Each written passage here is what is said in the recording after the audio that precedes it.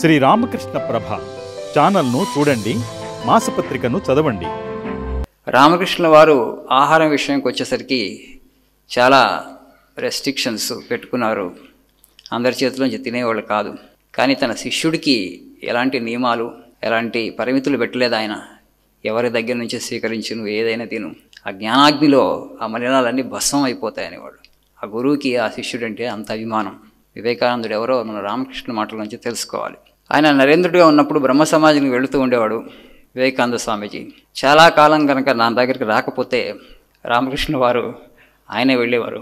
ఒకరోజు ఈయన చాలా కాలం దాకా నరేంద్రుడు కనపడలేదని, బ్రహ్మ సమాజానికి అయితే రెగ్యులర్గా వెళుతూ ఉంటాడు కాబట్టి వివేకానంద నరేంద్రుడిని చూడటానికి రామకృష్ణ వారు గుర్రబండి కట్టుకొని అక్కడ బ్రహ్మ సమాజానికి వెళతారు. బ్రహ్మ సమాజం సభ జరుగుతూ ఉంటుంది, ఎవరో ఉపన్యసిస్తూ ఉంటారు. కేవలం నరేంద్రుని చూడటానికి వెళ్తారు. దక్షిణేశ్వరం రామకృష్ణ వారు వచ్చారని తెలియంగానే వాళ్ళందరూ ఆ ఉపన్యాసకుడిని పట్టించుకోకుండా ఆయన చూడటానికి ఉత్సుకత చూపించినప్పుడు అక్కడ కొంత కోలాహలం నెలకొంటుంది. సడన్గా ప్రత్యక్షం అవుతారు రామకృష్ణ వారు. ఇప్పుడు దక్షిణేశ్వరంకి ఎక్కువ బయటకు వెళ్ళేవారు కదా. అప్పుడు అక్కడ ఆ కోలాహలం మొదలైన వెంటనే వివేకానంద స్వామి అక్కడ ఉన్నటువంటి నిర్వాహకులు ఆ గ్యాస్ లైట్స్ అని ఆపేస్తారు. ఎందుకంటే ఇంకా కోలాహలం మొదలైపోయింది, ఎవరు ప్రసంగికుడిని వినటం లేదు, అందుకని పంపించడం ఉత్తమం అని చెప్పి వాళ్ళు గ్యాస్ సిలిండర్స్ ఆపేస్తారు. గ్యాస్ లైట్స్ ఆపేసినప్పుడు అక్కడ ఒక రకమైనటువంటి చిన్న స్టాంపీడ్, తొక్కిసలాటలాగా ఏర్పడుతుంది. అప్పుడు నరేంద్రుడు రామకృష్ణ వారిని జాగ్రత్తగా వేరే ద్వారం నుంచి బయటకు తీసుకువెళ్ళి గుర్ర బండిలో ఎక్కించి ఆయన కూడా దక్షిణేశ్వరం వరకు వస్తారు. ఎందుకు వచ్చారు మీరు అక్కడికి? నేను వచ్చేవాడిని కదా ఇక్కడికి, కబురు పెట్టచ్చు కదా. వాళ్ళు చూడండి మిమ్మల్ని పట్టించుకోలేదు, మీకు అవమానం కదా. ఆయన ఏం పట్టించుకోలేదు రామకృష్ణ వారు, నాకు అవమానం లేదు అవమానం లేదని. అంతే, ఆయన్ని చూడాలనిపించింది, శిష్యుణ్ణి వెళ్ళిపోయారు. రామకృష్ణులతో అప్పుడు వివేకానందుడు అంటారు, నరేన్ మీరు ఇట్లానే కనుక చూస్తూ పోతూ ఉంటే జడభరతుడు భాగవతం జడభరతుడిని గుర్తు చేస్తాడు.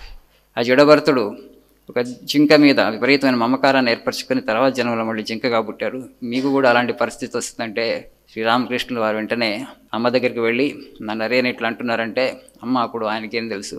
ఆయన వచ్చి శ్రీరామకృష్ణులు అమ్మ చూపెట్టింది నాకు, నీలో నేను నారాయణ్ని చూస్తున్నాను కాబట్టి నువ్వంటే నాకు అంత ఆకర్షణ.